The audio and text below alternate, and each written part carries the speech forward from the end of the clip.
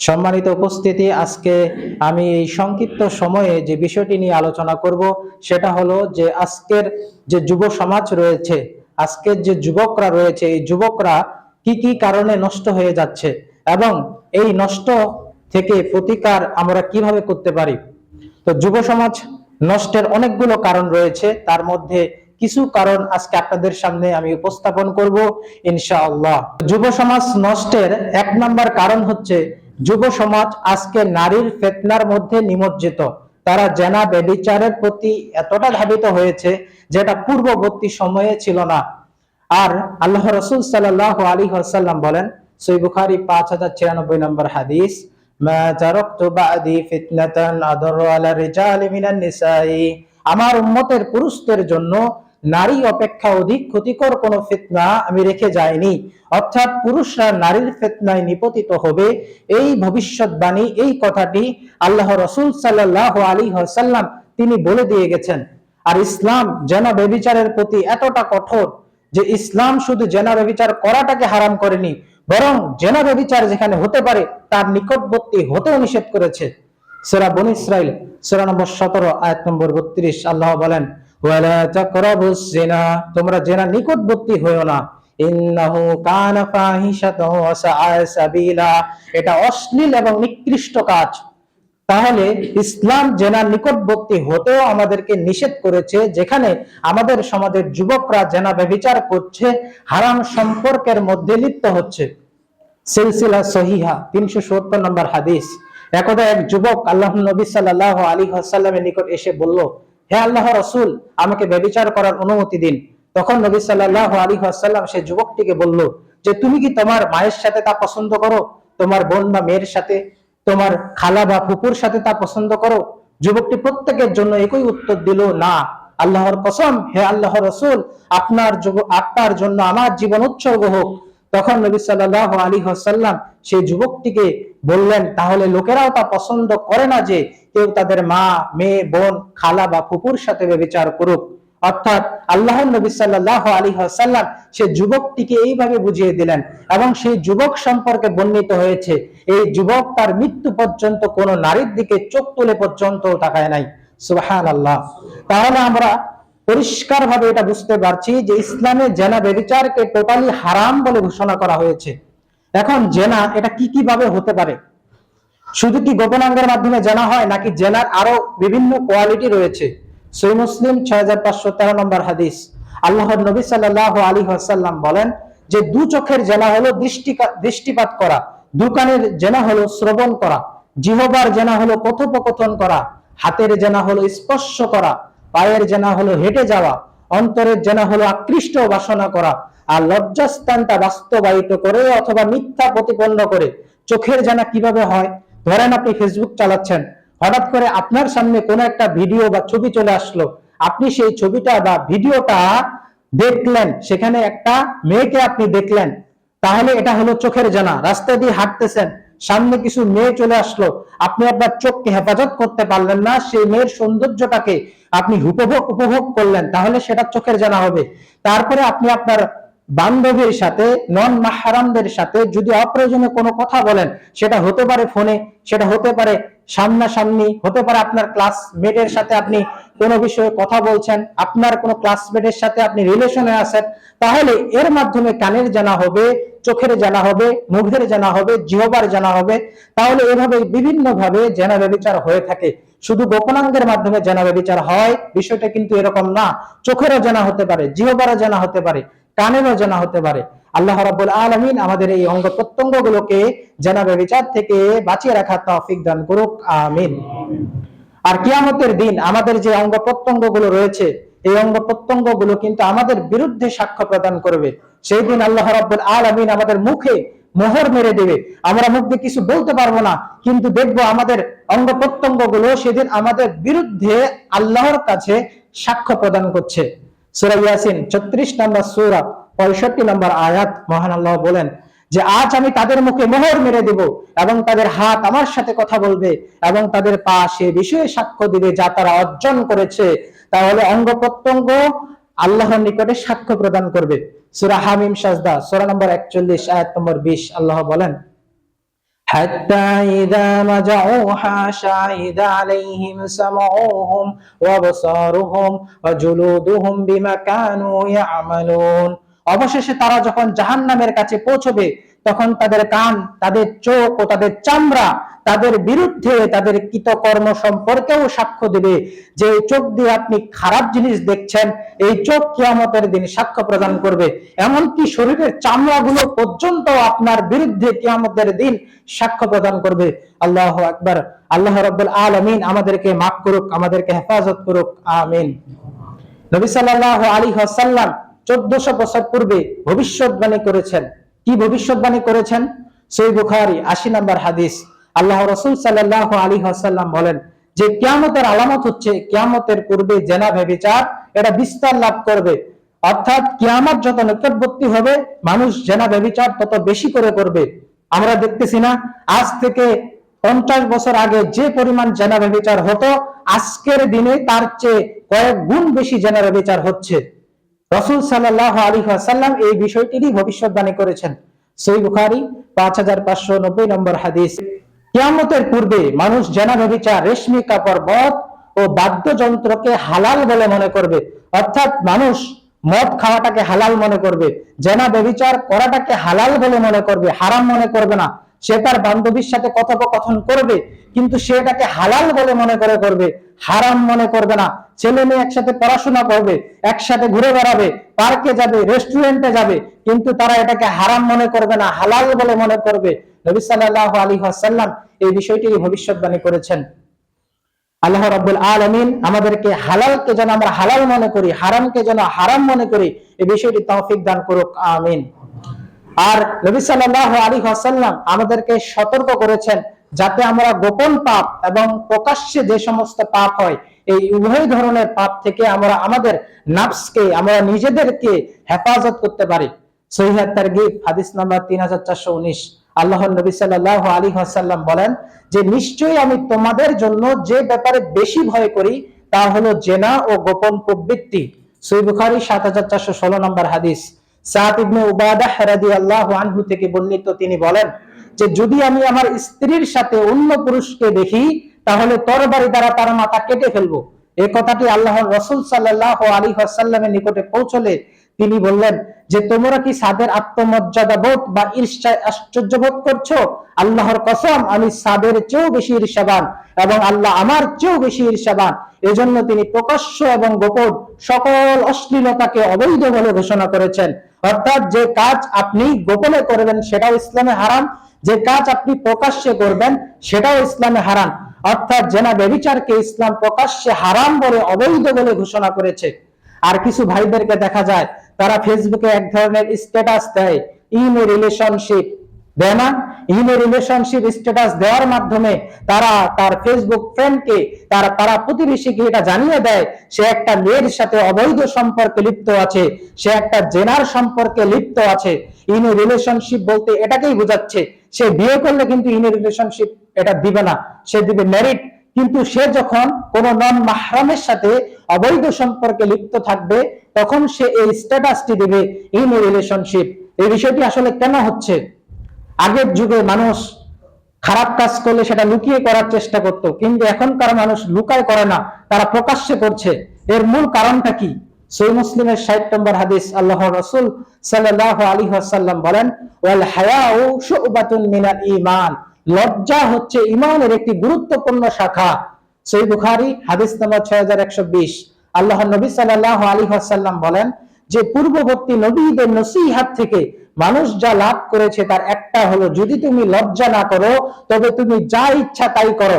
অর্থাৎ আজকের যুব সমাজ নষ্ট হওয়ার একটি অন্যতম কারণ হচ্ছে যুব সমাজের ভিতর থেকে লজ্জা উঠে গেছে। এই লজ্জা থাকলে কি তারা আর ফেসবুকে ইন রিলেশনশিপ স্ট্যাটাস দিতে পারত? তারা তো এর মাধ্যমে মানুষদেরকে জেনার প্রতি উৎসাহ প্রদান করছে। আবার আরেকটি বিষয় দেখা যায়, সেই বিষয়টি হলো যে অনেক দিবস রয়েছে যেমন Valentine day, piece day, happy birthday, বিভিন্ন জন্মদিন পালন উপলক্ষে বিভিন্ন নোংরামি আমাদের সমাজে প্রচলিত রয়েছে। ভ্যালেন্টাইন ডে উপলক্ষে আমাদের সমাজে বিভিন্ন নোংরামি প্রচলিত রয়েছে। এই বিজাতীয়দের যে সংস্কৃতি দিবসগুলো, এগুলো কি মুসলমান হিসেবে আমরা পালন করতে পারবো কি পারবো না? সুনানে আবু দাউদ 4031 নম্বর হাদিস, আল্লাহ রাসূল সাল্লাল্লাহু আলাইহি ওয়াসাল্লাম বলেন, মান তাশাব্বাতা বিকাউমিন ফাহুয়া মিনহুম, যে ব্যক্তি বিজাতীয়দের সাদৃশ্য অবলম্বন করবে সে তাদের দলভুক্ত বলে গণ্য হবে।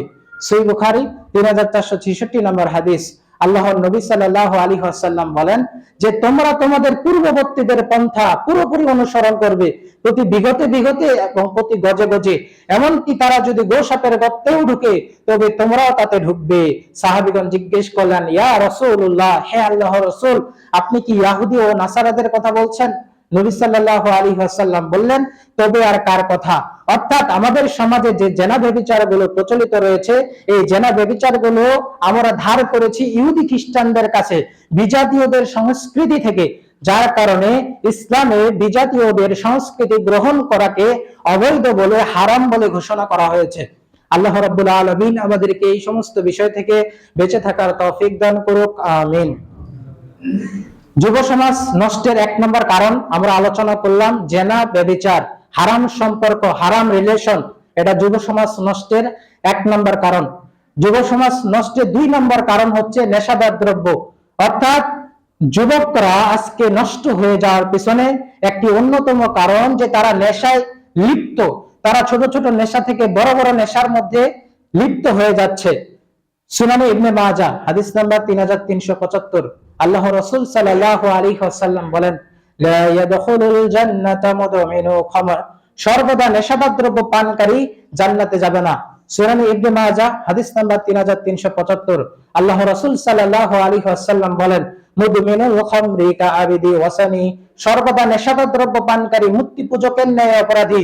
সুনানে নাসাই 5664 নম্বর হাদিস, আল্লাহ রাসূল সাল্লাল্লাহু আলাইহি ওয়াসাল্লাম বলেন, লা ইয়াশরাবুল খামরা রাজুলুন মিন উম্মতি ফায়াকবালুল্লাহু মিনহু সালাতান 40 ইয়াওমান, আমার উম্মতের মধ্যে যে ব্যক্তি মদ পান করবে আল্লাহ রাব্বুল আলামিন ওই ব্যক্তির 40 দিনের সালাতকে কবুল করবেন না। নাউযুবিল্লাহ। তাহলে আল্লাহ রাসূলের এই 3টি হাদিস থেকে আমরা কয়েকটি বিষয় বুঝতে পারছি। 1 নম্বর বিষয়, কোন ব্যক্তি যদি নেশাদার দ্রব্য পান করে ওই ব্যক্তি জাহান্নামে প্রবেশ করবে, আল্লাহ রাব্বুল আলামিন যদি মাফ করেন তাহলেই কেবলমাত্র জান্নাতে প্রবেশ করতে পারবে। 2, ওই ব্যক্তি আল্লাহর নিকটে মূর্তি পূজকের ন্যায় অপরাধী হবেন, কেননা ওই ব্যক্তি তার নাফসের পূজা করে, সে তার প্রবৃত্তির পূজা করে, কেননা তাকে যখন বলা হয় এই নেশাটা ছেড়ে দাও, সে ওই নেশাটা ছাড়তে পারে না। অর্থাৎ সে প্রবৃত্তির পূজারী, সে তার নাফসের পূজা করে, নাফসের গোলামি করে, সে আল্লাহর গোলামি করে না। 3 নম্বর, কোন ব্যক্তি যদি মদ পান করে, নেশাদার দ্রব্য পান করে, তাহলে ওই ব্যক্তির আল্লাহ রাব্বুল আলামিন 40 দিনের সালাত কবুল করবেন না। এবার আসা যাক যে নেশাদার দ্রব্য বলতে আসলে কি বোঝানো হয়। যে বস্তু বেশি পরিমাণ গ্রহণ করলে বিবেকের ক্ষতি হয়, নেশা তৈরি হয়, তাকে বলা হয় নেশাদার দ্রব্য। অর্থাৎ ধরেন আপনি পানের সাথে জর্দা খেলেন, এই কিছু পরিমাণ জর্দা খাওয়ার কারণে আপনার নেশা তৈরি হয়নি, কিন্তু আপনাকে যদি বলা হয় যে এই জর্দার গোটা বোতলটা আপনি খেয়ে নেন, তাহলে কি খেতে পারবেন? অবশ্যই খেতে পারবেন না, আপনার বিবেকের ক্ষতি হবে। যদি আপনাকে বলা হয় 1 গ্লাস মদ খান, 1 গ্লাস মদ খেলে অনেক মানুষের রয়েছে যাদের নেশা তৈরি হয় না, কিন্তু তাকে যদি বলা হয় যে গোটা মদের বোতলটি আপনি খেয়ে নেন, তাহলে তার নেশা তৈরি হবে কি হবে না? অবশ্যই নেশা তৈরি হবে। অর্থাৎ যে বস্তু বেশি পরিমাণ গ্রহণ করলে বিবেকের ক্ষতি হয় সেটাকে বলা হয় নেশাদার দ্রব্য। সুনানে নাসাই হাদিস নাম্বার 5582, আল্লাহর নবী সাল্লাল্লাহু আলাইহি ওয়াসাল্লাম বলেন, কুল্লু মুশকিরিন হারাম, প্রত্যেকটি মাদক দ্রব্যই হলো হারাম, ওয়া কুল্লু মুশকিরিন খামর, আর প্রত্যেকটি মাদক দ্রব্যই হলো মদ। অর্থাৎ যে জিনিস নেশা তৈরি করে মানুষের মধ্যে, সেই জিনিসটিকে এই হাদিসে আল্লাহর নবী হারাম বলে ঘোষণা করেছেন। এখন এই নেশাদার দ্রব্য পৃথিবীর যে কোনো নামে, যে কোনো ভাবে প্রচলিত থাকতে পারে। সেটা আমরা যদি এখন মদের বোতলে নাম দিয়ে দিই 7 আপ, তাহলে কি সেটা জায়েজ হবে? তো ঠিক সেভাবে পৃথিবীতে যত নেশাদার দ্রব্য রয়েছে আল্লাহ রাসূল এক বাক্যে সেগুলোকে অবৈধ বলে ঘোষণা করেছেন। কুল্লু মুশকিরিন হারাম, প্রত্যেকটি মাদক দ্রব্যই হলো হারাম, ওয়া কুল্লু মুশকিরিন খামর, আর প্রত্যেকটি মাদক দ্রব্যই হলো মদ। অর্থাৎ আপনি যে কোনো নেশাদার দ্রব্য খান না কেন, বিড়ি, সিগারেট, জর্দা, গুল, চুয়ানি, মদ যা খান না কেন, সেগুলো হারাম বলে, অবৈধ বলেই বিবেচিত হবে। সুনানে নাসাই 5607 নম্বর হাদিস, আল্লাহর নবী সাল্লাল্লাহু আলাইহি ওয়াসাল্লাম বলেন, মা আসকারা ফাসিরুহু, যে পানীয় বস্তুর অধিক পানে মাদকতা আসে, ফাকালিলুহু হারাম, তার অল্প হারাম, সামান্য পরিমাণও হারাম। অর্থাৎ আপনি একটু বিড়ি খেয়ে বললেন যে আমার তো নেশা তৈরি হয়নি, এর কোনো সুযোগ ইসলামে নেই। কেননা যে বস্তুর বেশি পরিমাণ খেলে নেশা তৈরি হয়, আল্লাহ রাসূল ওই জিনিসটাকে স্বল্প পরিমাণ গ্রহণ করতেও নিষেধ করেছেন, সেটাকেও হারাম বলে ঘোষণা করেছেন। অর্থাৎ আপনি যে নেশাদার দ্রব্য গ্রহণ করবেন, এর সামান্য পরিমাণ স্কোপও আপনাকে দেয়নি ইসলাম। অর্থাৎ এই নেশাদার দ্রব্য সম্পর্কে অসংখ্য অগণিত হাদিস রয়েছে, যে হাদিসগুলো আলোচনা করতে গেলে পৃথক খুতবার প্রয়োজন। আল্লাহর, তাহলে এখন যারা নেশাদার দ্রব্য পান করে তাদের আখিরাতে কি শাস্তি হবে? তারা দুনিয়াতে তো খারাপ খাবার খায়, তো আখিরাতে তারা কি খাবে? সুনানে নাসাই হাদিস নাম্বার 5709, আল্লাহ রাসূল সাল্লাল্লাহু আলাইহি ওয়াসাল্লাম বলেন যে প্রত্যেকটি মাদক দ্রব্যই হলো হারাম। আল্লাহ তাআলা নির্ধারিত করে রেখেছেন, যে ব্যক্তি মদ পান করবে, আল্লাহ রাব্বুল আলামিন ওই ব্যক্তিকে তিনাতুল খাবার থেকে পান করাবেন। সাহাবীগণ জিজ্ঞেস করলেন, ইয়া রাসূলুল্লাহ, তিনাতুল খাবার কি জিনিস? তিনি বললেন, তা হলো জাহান্নামীদের ঘাম অথবা পুঁজ। তাহলে যেই চাচা, যেই যুবকেরা আজকে জর্দা খাচ্ছে পান দিয়ে, তাদেরকে বলে দিতে যাচ্ছি, তারা দুনিয়াতে থাকা অবস্থায় যেমন খারাপ জিনিস খেয়েছে, তারা আখিরাতেও খাবে জাহান্নামীদের ঘাম অথবা পুঁজ। যারা সিগারেট খাচ্ছে, তাদের খাবার হবে জাহান্নামের মধ্যে ঘাম অথবা পুঁজ। সুতরাং আজকে থেকেই, এখন থেকেই এই নেশাদার দ্রব্যকে আমাদেরকে আমাদের জীবন থেকে বাদ দিতে হবে, তাহলে আমরা আমাদের চূড়ান্ত সফলতায় পৌঁছাতে পারবো। কেননা আরেকটি হাদিসে সকল অপরাধের মূল হিসেবে আল্লাহ রাসূল নেশাদার দ্রব্যকে উল্লেখ করেছেন সকল পাপের উৎস হিসেবে। অর্থাৎ এই নেশাদার দ্রব্য থেকে পারিবারিক অশান্তি হবে, এই নেশাদার দ্রব্য থেকে আপনার পরিবারের অভাব হবে, এই নেশাদার দ্রব্য থেকেই আপনি সালাত আদায় করতে পারবেন না, আপনি মসজিদে ঢুকতে পারবেন না, কেননা মুখে গন্ধ নিয়ে মসজিদে প্রবেশ করা যায় না, আপনার সালাতও বাদ হয়ে যাচ্ছে। তাহলে এই নেশাদার দ্রব্য খাওয়ার কারণে আপনার জীবনে অসংখ্য অগণিত ক্ষতি হবে। আল্লাহ রাব্বুল আলামিন আমাদেরকে নেশাদার দ্রব্য থেকে বেঁচে থাকার তৌফিক দান করুক, আমিন। যুব সমাজ নষ্টের 3 নম্বর কারণ, সেই কারণটি হলো গান বাজনা নিয়ে লিপ্ত থাকা। আজকে দেখবেন যুব সমাজের কিছু একটা হলেই তারা গান বাজনা বাজায়। 21শে ফেব্রুয়ারিতে দেখবেন গান বাজনা বাজাচ্ছে, ঈদের দিনও দেখবেন গান বাজনা বাজাচ্ছে। তারা বিভিন্ন অকেশনে, বিভিন্ন দিবসে তারা গান বাজনা বাজিয়ে থাকে। শাইখুল ইসলাম ইমাম ইবনে তাইমিয়া রাহিমাহুল্লাহ বলেন যে গান হচ্ছে অন্তরের মদ। মদ যেমন আমাদের শরীরের ক্ষতি করে, ঠিক তেমনি ভাবে এই গান বাজনা আমাদের অন্তরটাকে নিফাকি তৈরি করে, মুনাফিকি তৈরি করে। দেখবেন যারা গান বাজনা শুনে সালাত আদায় করতে আসবেন, দেখবেন আপনার সালাতের মধ্যে মনোযোগ বসছে না। কেন? কেননা এই গান বাজনা আপনার অন্তরে মুনাফিকি তৈরি করে দিয়েছে। এই গান বাজনা শুনবেন, কোরআন তিলাওয়াত করবেন, ভাল লাগবে না আপনার কোরআন তিলাওয়াত করতে, কেননা আপনি তো আল্লাহর দাসত্ব করেননি, আপনি তো করছেন শয়তানের দাসত্ব। গান সম্পর্কে কোরআনুল কারীমে কি বলা হয়েছে? সূরা লোকমান সূরা নম্বর 31 আয়াত নম্বর 6, আল্লাহ বলেন, ওয়া মিনান নাসি মান ইশতারি লাহওয়াল হাদিসি, আর মানুষের মধ্য থেকে এমন কতগুলো মানুষ রয়েছে যারা আল্লাহর পথ থেকে মানুষকে বিভ্রান্ত করার জন্য অসার বাক্য ক্রয় করে, লাহওয়াল হাদিস ক্রয় করে, আর তারা ওইগুলোকে মানুষের নিকটে হাসি ঠাট্টা হিসেবে গ্রহণ করে, মানুষ সেগুলোকে হাসি ঠাট্টা হিসেবে গ্রহণ করে, তাদের জন্য রয়েছে লাঞ্ছনাকর আযাব। এখানে যে লাহওয়াল হাদিস শব্দটা রয়েছে, এর ব্যাখ্যায় সাহাবী আব্দুল্লাহ ইবনে মাসউদ রাদিয়াল্লাহু আনহু বলেন যে এর দ্বারা উদ্দেশ্য হচ্ছে গান বাজনা নিয়ে লিপ্ত থাকা। সাহাবী আব্বাস, জাবের, উমর রাদিয়াল্লাহু আনহু তারাও বলেছেন যে লাহওয়াল হাদিস দ্বারা গান বাজনাকে উদ্দেশ্য করা হয়েছে, অর্থাৎ কোরআন থেকে, ইসলাম থেকে দূরে সরিয়ে নিয়ে যায় এমন গান বাজনা, কিসসা কাহিনী, এগুলো সব কিছুই হচ্ছে লাহওয়াল হাদিসের অন্তর্ভুক্ত। এই সূরা লোকমানের 6 নম্বর আয়াত, এই আয়াতটি কেন আল্লাহ রাব্বুল আলামিন নাজিল করেছেন? মক্কার একজন মুশরিক ব্যবসায়ী ছিল, তার নাম হচ্ছে নজর ইবনে হারিস। সে মানুষকে কোরআন থেকে, আল্লাহ রাসূলের দাওয়াত থেকে দূরে সরিয়ে নিয়ে যাওয়ার জন্য মানুষকে নর্তকী ক্রয় করে নিয়ে এসেছিল সে বিদেশ থেকে।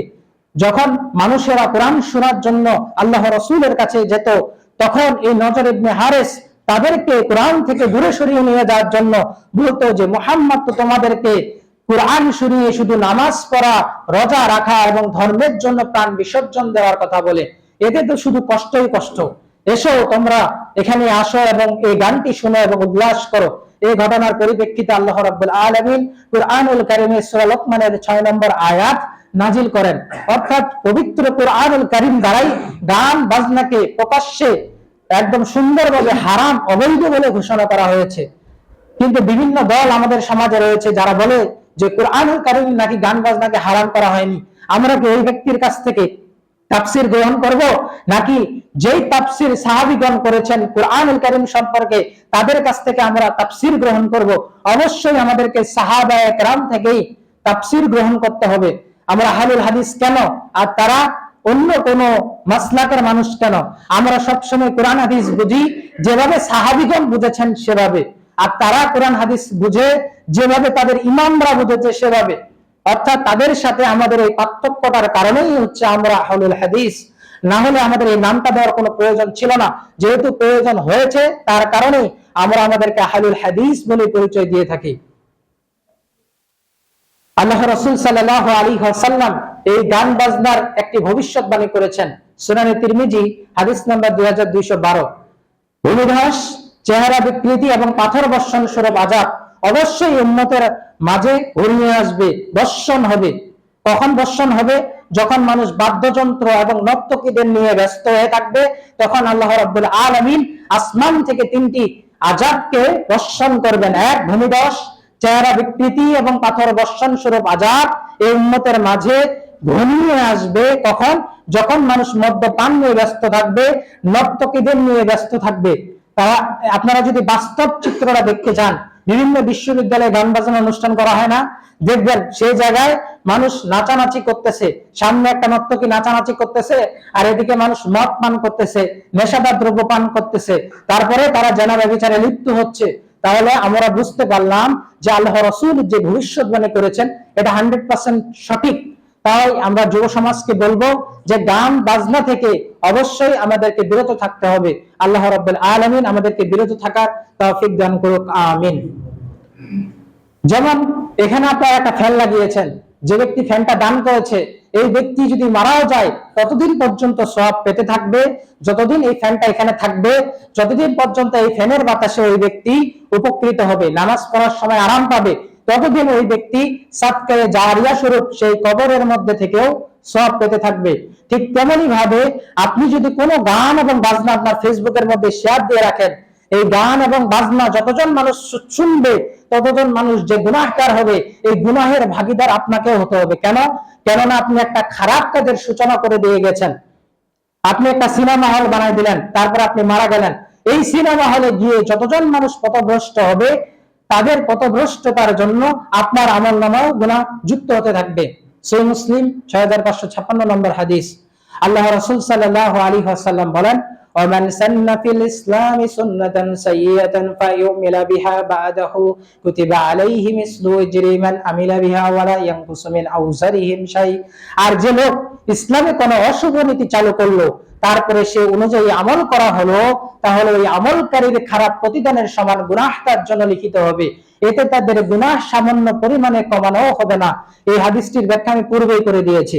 আল্লাহ রাব্বুল আলামিন আমাদেরকে গান বাজনা থেকে বেঁচে থাকার তৌফিক দান করুক, আমিন। সর্বশেষ আরেকটি বিষয়, যুব সমাজ নষ্টের একটি অন্যতম বিষয়। আল্লাহ রাব্বুল আলামিন আমাদেরকে কেন এই পৃথিবীতে প্রেরণ করেছেন, আমরা যে একদিন মারা যাব এই বিষয়টা উপলব্ধি করতে ব্যর্থ, যার কারণে তারা শয়তানের আনুগত্য করছে, আল্লাহর আনুগত্যকে পরিত্যাগ করে দিয়ে আল্লাহ বলেন সূরা জারিয়াতের 56 নম্বর আয়াতে, ওয়ামা খালাকতুল জিন্না ওয়াল ইনসা ইল্লা লিয়াবুদুন। আর আমি জিন ও মানব জাতিকে একমাত্র আমার ইবাদত করার জন্যই সৃষ্টি করেছি। সূরা তাহার 55 নম্বর আয়াত। আল্লাহ বলেন, মিনহা খলাকনাকুম, আমি তোমাদেরকে মাটি থেকে সৃষ্টি করেছি, ওয়া ফিহা নুঈদুকুম, এই মাটিতেই তোমাদেরকে একদিন ফিরে দিতে হবে, ওয়া মিনহা নুখরিজুকুম তারাতান উখরা, এবং এই মাটি থেকেই তোমাদেরকে আবার আমি উঠাবো। আল্লাহ কি বলেন?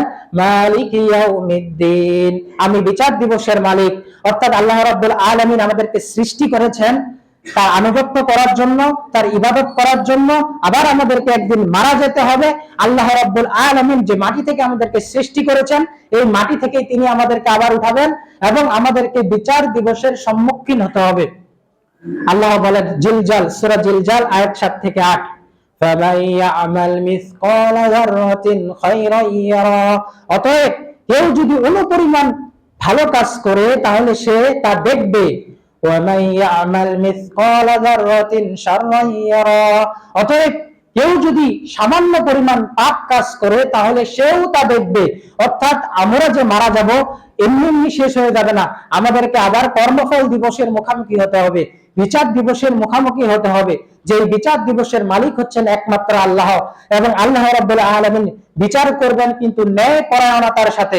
আপনি এটা মনে করিয়েন না যে দুনিয়াতে খারাপ কাজ করে মরে যাব আর আল্লাহ রাব্বুল আলামিন আমাদেরকে ছেড়ে দিবেন। আল্লাহ রাব্বুল আলামিন ন্যায় পরায়ণ রাজাধিরাজ, তিনি তার হিসাব সঠিকভাবে নেবেন।